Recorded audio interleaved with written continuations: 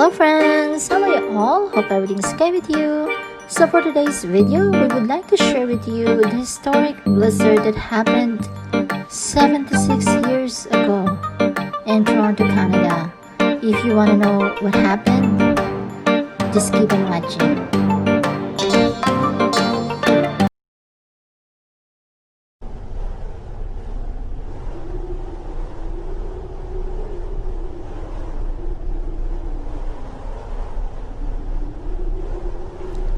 Snow, snow, and more snow.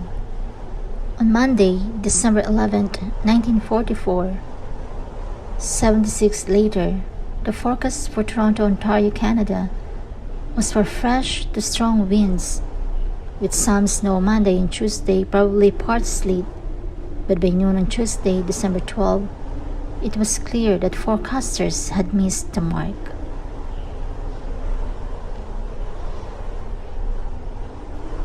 "21 inches of snow covered the ground in Toronto by lunchtime on Tuesday, and still it continued to fall.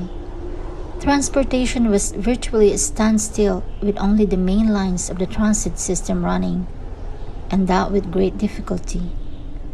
Service was slow, and motormen were driving carefully, with many pedestrians walking on the truck allowance. With 24 sweepers, 5 scrapers, 6 plows, and 15 storm cars, the Toronto Transit Commission was having trouble keeping up with the storm and called for people to volunteer to shovel the snow from the trucks. All bus service was suspended, and private vehicles were banned from Toronto streets, with the exemption of doctor cars, ambulances, fire trucks, milk wagons, meat and food trucks, emergency vehicles for the electric, gas and telephone companies, call trucks, newspaper trucks, and of course, the Navy, Army, and Air Force vehicles. Deliveries of bread and milk were all but shut down, and residents were warned to go easy in what they had. Suppliers were unable to get their trucks out and attempted to deliver the most urgent orders by streetcar. For the first time in history, the downtown department stores, Eaton's, and Simpsons were closed. The Toronto Stock Exchange was shut down because employees could not make it into work. At the telephone company, emergency operators camped out in a downtown Toronto office building on 310 beds brought in by the Army, and were provided with lipstick, toothpaste, toothbrush, and soap as they kept the telephone service humming day and night throughout the blizzard. In Scarborough, a young mother went into labor in an isolated farmhouse. Unable to reach the city due to the storm, she called the police, who arranged for a local doctor to try to reach her. Dr. Cortes, a 70-year-old physician, gamely set off through the chest-high drifts, eventually meeting the woman's neighbor who was driving a horse and cutter. But even the cutter could not make it, and when it became stuck, he set off again on foot. By the time he reached the house, the baby boy had been delivered by his grandparents, and there was nothing for the doctor to do beyond warming himself after his hike. At Malton Airport, all planes were grounded. The last plane to depart had left at 1:12 a.m. that morning, and nothing was flying in Ontario that day. For 3,000 teachers and almost 100,000 children, Tuesday was a snow day. Toronto's chief coroner issued a warning to men over 50 years old not to try to shovel the drifts of snow. The strain of moving the drifts is terrific on the heart. It's better to get some young fellow to do it, even if it costs a few cents. Ambulance service was all but shut down, the operators being unable to get the ambulances out of the garage, and maternity cases being advised to call their doctors to their homes instead. By noon that Tuesday, 9 deaths had been reported, and authorities attended the victims on foot. On Tuesday afternoon, a streetcar accident killed one at Queen and Mutual Street when the car tipped off the rails and 43 others were injured when the car reached an open switch. Another 170 passengers were trapped inside the car until they could be rescued. It was believed that the kingpin between the trucks and the body snapped.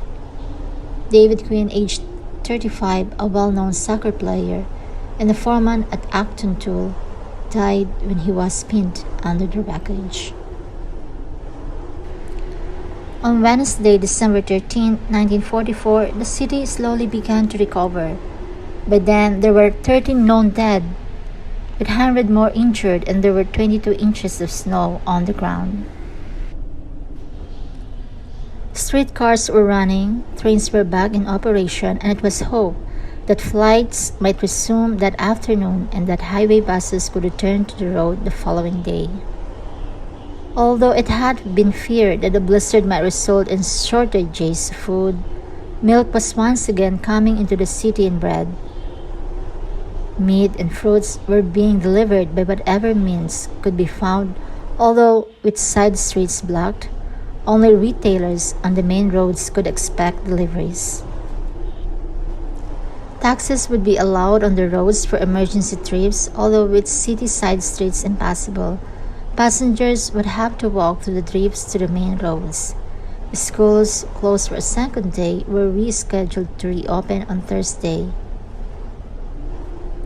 Costs to clean the snow from city streets were expected to reach $100,000, and young men were urged to pitch in and push the snow from the roads onto lawns. Mail delivery in the downtown area had made it through, but was reduced from 5 deliveries down to 2, but deliveries to residential areas would be delayed until the walks could be cleared. Thursday, December 14, 1944. The city was about halfway to normal, and it was announced that private vehicles could resume driving at 6 a.m. on Friday. Schools and businesses closed since Tuesday began to reopen.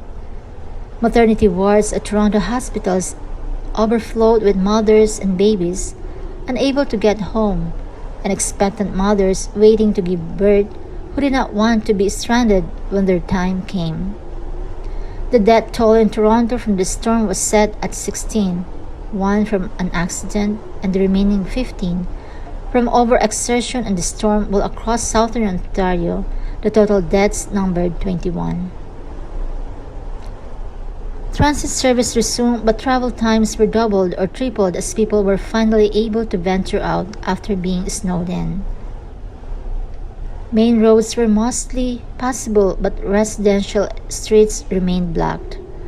Residents in some areas had banded together to clear a path to the main roads, and officials announced that they would order 3 snow blowers to cut an 8-foot path to the 335 miles of side streets to allow food deliveries to resume.